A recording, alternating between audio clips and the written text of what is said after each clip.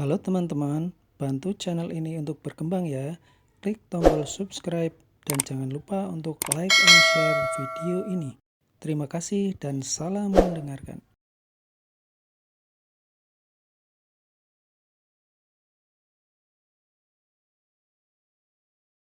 Kali ini banyak orang yang mendukung Angel. Bab 31. Pekerjaan yang baik tidak lebih baik daripada pernikahan yang baik. Kali ini banyak orang yang mendukung Angel, bahkan mereka yang biasanya sangat bertentangan dengan Angel pun memilih untuk diam juga. Apalagi, sekarang Angel bagaikan dewa pembawa kekayaan di mata mereka. Kerjasama dengan Maple Rain Real Estate dapat diteruskan dengan adanya Angel, sehingga mereka bisa mendapatkan bonus yang tidak sedikit. Tanpa Angel, kerjasama mereka akan dihentikan dan mereka tidak akan mendapatkan sepeser pun. Sesederhana itu. Setelah Angel menjabat sebagai manajer umum grup Kusuma, kerjasama dengan Maple Rain Real Estate juga telah ditandatangani. Selain itu, operasi juga telah dimulai secara keseluruhan. Berbagai material bangunan tidak henti-hentinya disalurkan ke zona pengembangan kota Arteria. Para pekerja juga sudah mulai ditempatkan dan siap bekerja kapan saja. Tinggal melakukan upacara peletakan batu pertama saja dan konstruksi dalam skala besar pun siap dimulai di zona pengembangan kota Arteria. Beberapa hari ini Angel sangat sibuk, selain menangani urusan perusahaan, dia juga harus membahas masalah yang berkaitan dengan kerjasama dengan Maple Rain Real Estate. Namun, dia tidak hanya tidak merasa lelah, juga sangat bersemangat. Dia adalah wanita karir dengan kepribadian yang kuat seperti ini. Belakangan ini Valentino juga memiliki waktu luang. Dia mulai melakukan pengamatan terhadap rencananya untuk menguasai area kota Neo. Keluarga Wijaya tidak tertarik dengan kota kecil seperti kota Neo, sehingga mereka ingin membangun sebuah kota baru yang maju. Akan tetapi, Valentino tidak akan melewatkan kesempatan untuk mendapatkan kota Neo. Valentino tidak perlu turun tangan secara langsung dalam masalah ini, dia bisa tenang dengan adanya Hendrik yang menanganinya. Hendrik tahu betul akan niat Valentino, sehingga dia bekerja dengan cepat. Hanya beberapa hari saja dia berhasil mendapatkan banyak area strategis di kota Neo. Begitulah, masalah apapun dapat ditangani dengan mudah dengan adanya pendanaan keluarga Wijaya yang kuat. Valentino tidak memiliki perasaan terhadap keluarga Wijaya, tapi tidak dapat dipungkiri kalau kekayaan dan kekuatan keluarga Wijaya tidak dapat diremehkan. Semua masalah berkembang dengan teratur. Kini Angel sudah menjabat sebagai manajer umum dan memiliki kekuasaan di tangannya. Dia semakin menunjukkan kemampuannya, bahkan Nyonya Besar Kusuma terkagum-kagum olehnya. Dengan begitu, banyak proyek grup Kusuma yang diambil alih oleh Angel. Tentu saja segerombolan wanita dari keluarga Kusuma yang diketuai oleh Kiara itu merasa sangat tidak senang melihat Angel mendapatkan posisi yang begitu penting. Namun, segera mereka melupakan masalah itu, hanya seorang manajer umum saja, apa hebatnya? Perlu diketahui kalau kelak mereka akan menikah dengan orang keluarga Wijaya di kota Miracle, dan menjadi nyonya di keluarga Wijaya, status itu benar-benar luar biasa. Sekarang, mereka tinggal menunggu tuan muda Valentino yang misterius itu datang berkunjung dan memilih orang yang dia suka secara langsung, maka masalah pun selesai. Mereka selalu mengharapkan hal itu, di saat yang sama, mereka juga merasa sedikit kesal. Sebenarnya apa yang ingin dilakukan oleh tuan muda Valentino yang misterius itu? Dirinya menghilang setelah mengirimkan hadiah pertunangan. Dia tidak mungkin sudah lupa dengan masalah itu, kan? Dengan segera, orang dari keluarga Wijaya benar-benar datang lagi. 3 hari kemudian, di gedung grup Kusuma, Angel mengumpulkan beberapa pengurus perusahaan dan mengadakan sebuah rapat kecil. Kini Angel memiliki kekuasaan di perusahaan, dia juga mendapatkan apresiasi dari Nyonya Besar Kusuma dan statusnya langsung melambung tinggi, sehingga tidak ada orang yang berani membantah perkataannya. Bahkan Bobby dan Robert sekalipun harus duduk di sana dengan patuh, tapi mereka tidak panik. Mereka sangat yakin kalau Angel pasti telah merayu bos besar Maple Rain Real Estate. Kalau tidak, urusannya pasti tidak akan selancar ini. Karena sudah mengetahui rahasia Angel, maka mereka tinggal menunggu kesempatan yang tepat untuk menyebarkan informasi itu dan grup Kusuma akan jatuh kembali ke dalam genggaman Bobby. Kini Angel juga sudah paham, dulu dia bekerja untuk grup Kusuma. Tapi sekarang dia bekerja untuk dirinya sendiri.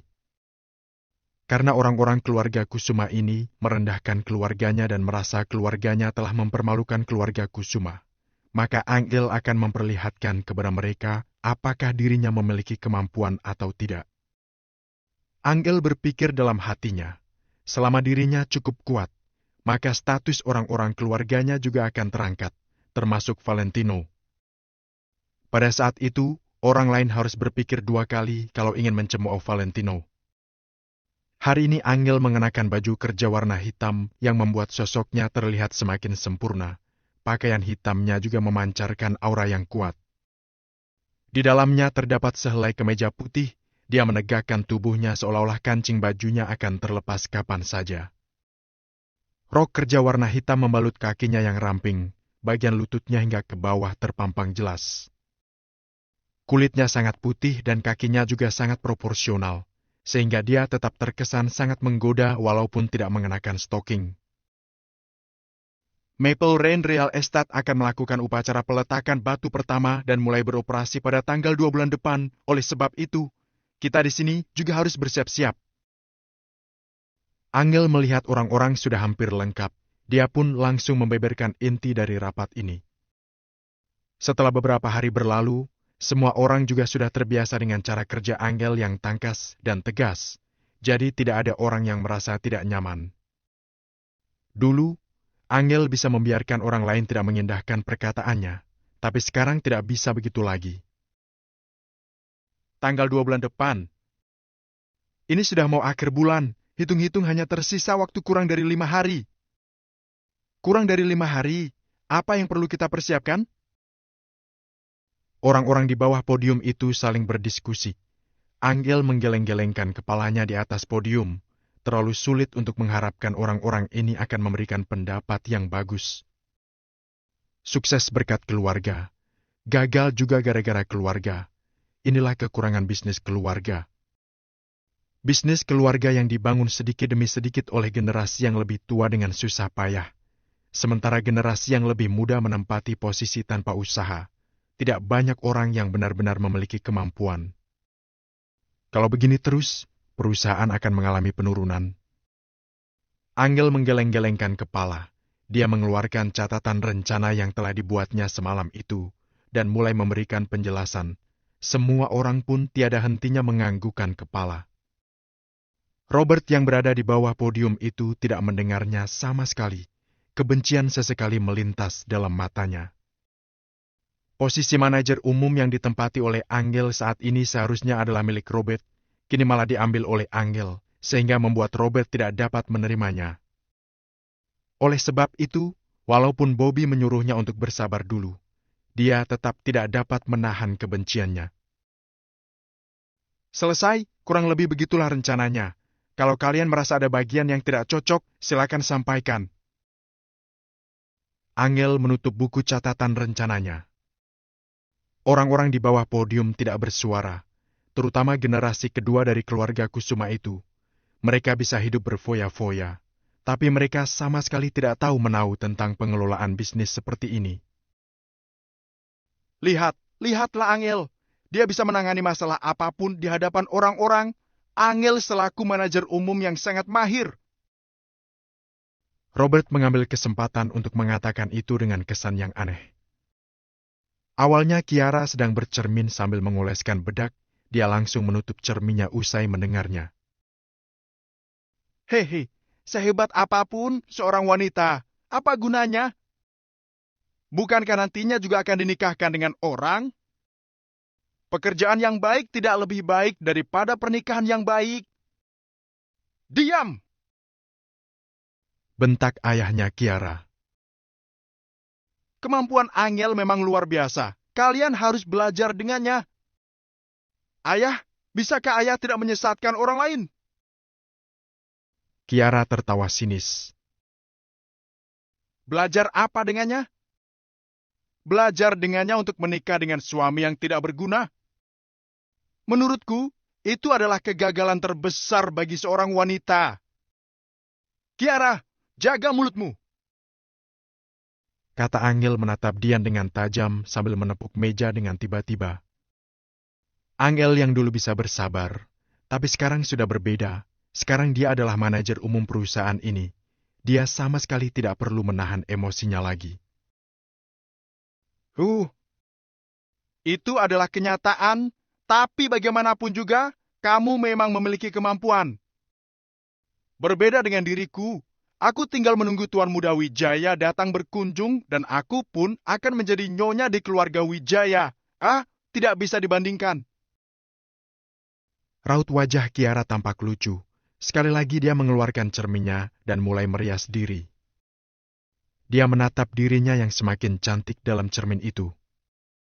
Bab 32, Tuan Muda Wijaya akhirnya datang. Angel menggigit bibirnya dan duduk kembali. Tidak peduli betapa kuatnya dia, tetap saja dia tidak bisa apa-apa dalam hal ini. Bagaimana juga, semua orang tahu bahwa suaminya, Valentino, adalah pria pengangguran yang tidak berguna. Seluruh keluarga Kusuma harus hadir dalam upacara peletakan batu pertama untuk menunjukkan rasa hormat kepada Maple Rain Real Estate. Angel kemudian diam untuk beberapa saat sebelum akhirnya bangkit berdiri dan bersiap pergi setelah mengucapkan kalimat terakhir. Takutnya tidak bisa. Bagaimana kalau kulitku jadi hitam karena terpapar sinar matahari yang begitu terik di luar sana? Siapa yang mau bertanggung jawab seandainya Tuan Muda Wijaya merasa aku terlalu hitam? Ujar Kiara sambil cemberut. Angel menggigit bibirnya yang merah, lalu melirik Kiara dan berujar dengan dingin. Siapapun yang tidak hadir akan dipecat dari perusahaan. Aura permaisuri yang dingin menguar dari sekujur tubuh Angel. Dia benar-benar terlihat seperti seorang prasidir wanita yang berwibawa. Semua orang yang berada di kantor itu tercengang untuk sesaat. Mereka bahkan tidak berani bernapas kuat. Bobby berdeham singkat saat dia baru mencoba untuk merelai. Pintu ruangan rapat terbuka didorong oleh seseorang. Seluruh tubuh Robert mematung dan dia menoleh kepalanya dengan kesusahan. Rasa takut menyelimutinya sekarang. Valentino pasti selalu mendobrak masuk ke dalam ruang rapat setiap kali dia ingin mempersulit Angel dan akibat yang Robert dapat selalu tidak baik jika suami Angel muncul. Direktur Bobby, manajer umum, ada orang dari keluarga Wijaya yang datang. Orang yang masuk ke ruang rapat itu terlihat panik dan juga senang. Suaranya bahkan sampai bergetar. Apa? Orang dari keluarga Wijaya sudah datang? Jangan-jangan itu Tuan Muda Wijaya. Tuan Muda Wijaya akhirnya datang. Cepat, cepat. Pasti yang datang itu Tuan Muda Wijaya. Kita harus segera menyambutnya. Semua anggota keluarga Kusuma bangkit berdiri dalam sekejap dan raut wajah mereka terlihat sangat bersemangat. Kiara adalah yang paling terlihat bersemangat di antara mereka. Dia segera mengeluarkan sebuah cermin kecil dan memandangi pantulan wajahnya dengan cermat sebelum mengangguk puas. Tuan Muda Wijaya pasti datang untuk menjemputku. Aku yakin. Kiara melirik Angel dengan tatapan mengejek, lalu melenggokkan pinggangnya dan berjalan pergi. Semua anggota keluarga Kusuma bergegas keluar dari ruang rapat untuk menyambut tamu yang datang, sedangkan Angel hanya terdiam sesaat sebelum akhirnya juga membereskan barang-barangnya dan bersiap pergi. Akan tetapi, sosok bayangannya terlihat sedikit kesepian. Perkataan Kiara masih agak mengganggu hatinya. Benar, sekuat apapun seorang wanita, pasti akan terjatuh ke dalam pelukan pria.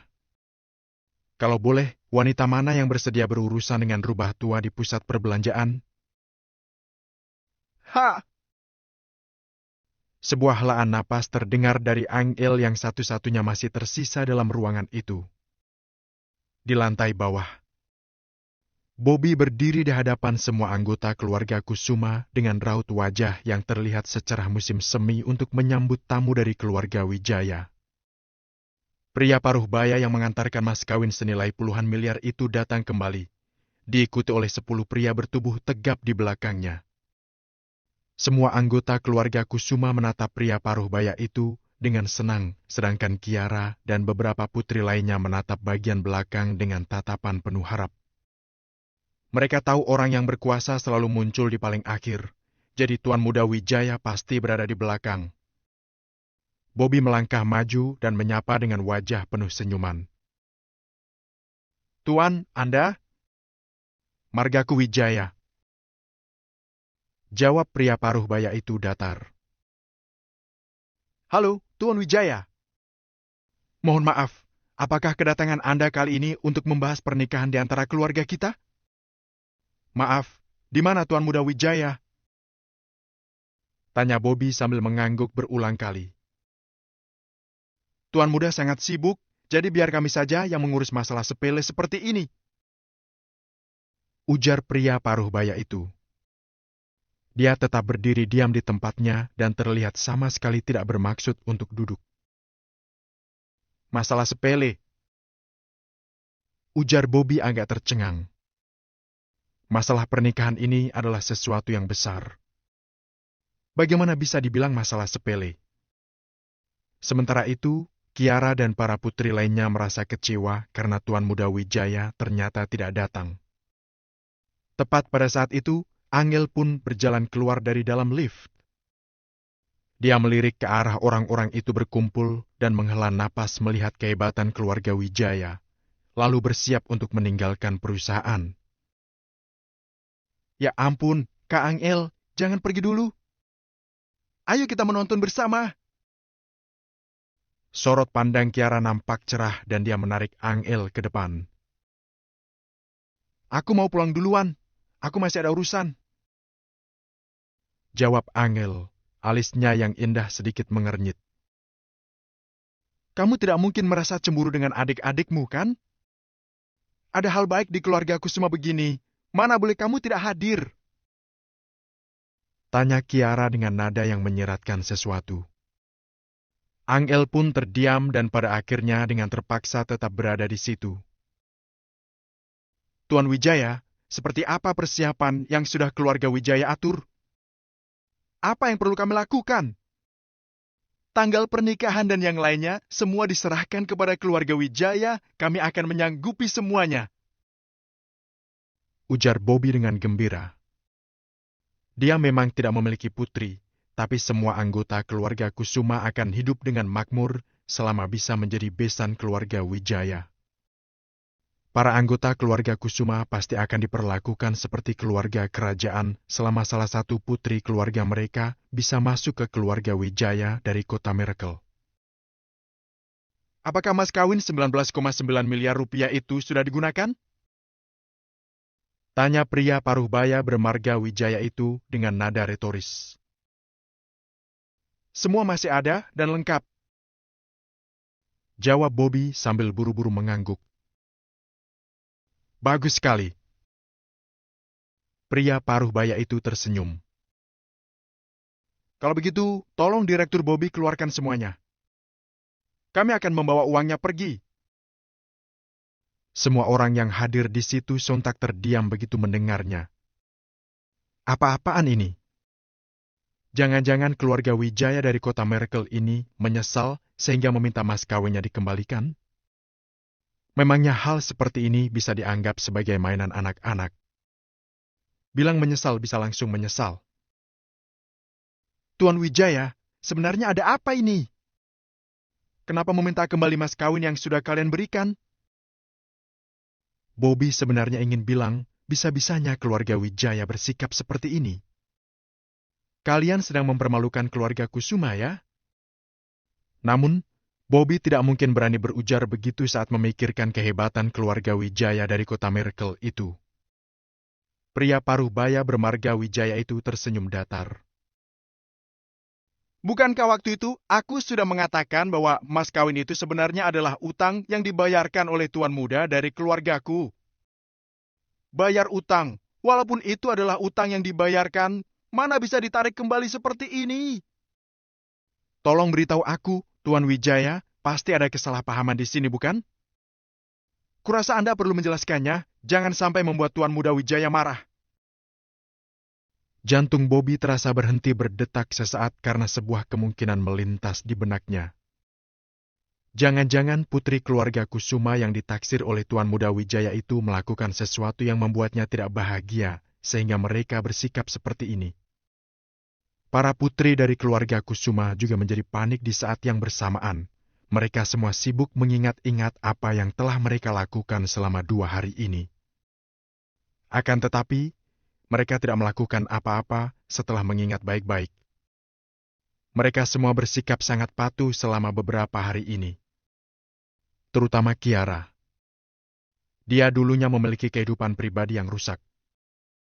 Dia sangat gila minum-minum, berpesta di klub, memburu pria-pria yang menarik dan kaya, serta lain sebagainya.